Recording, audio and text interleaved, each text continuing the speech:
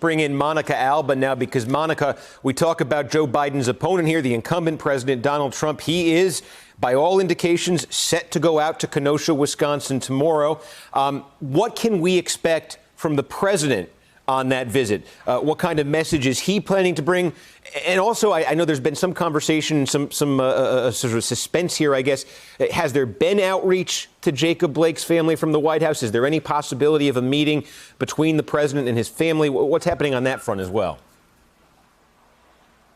Steve, we're learning a lot more about that. It does appear that Chief of Staff Mark Meadows has reached out to the Blake family's pastor. We're told they've had a couple of different conversations, but so far, no call or meeting has been set between President Trump and the family of Jacob Blake. Now, it's significant because a couple of hours ago, you had Benjamin Crump, the family attorney, telling our own Hallie Jackson that there hadn't been outreach specifically to him in terms of trying to get in touch with the family on behalf of the White House. So a couple questions there about how that arrangement is being made, who actually really has been in touch. They're hopeful that that could come together as soon as today in terms of what we may see. But tomorrow, the president is headed to Kenosha, and there is no meeting on the schedule at this time. We're told by the White House instead, the focus is really going to be on law enforcement and surveying damage. And it comes after calls not just from the Wisconsin governor, but other local officials to really rethink the visit. In the words of the governor, they're worried that the president being on the ground there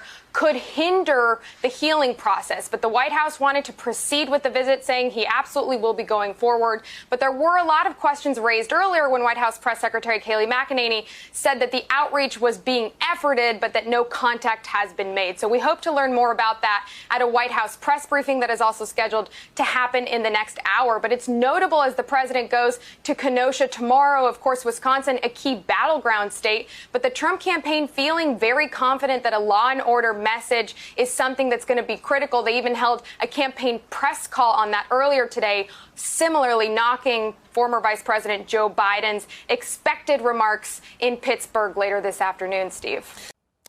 Hello, YouTubers. If you're watching this, it means you've checked out our channel, so thank you. Now do me a favor, subscribe by clicking on that button down there. Click on any of the videos to watch the latest interviews and highlights from MTP Daily and MSNBC. You can get more Beat the Press content every morning in the First Read newsletter. If you're tired of content that you don't know anything about where it came from, you don't have to have that problem with us. NBC News, MSNBC, MTP, and the Meet the Press mindset right here for you on YouTube. Subscribe now.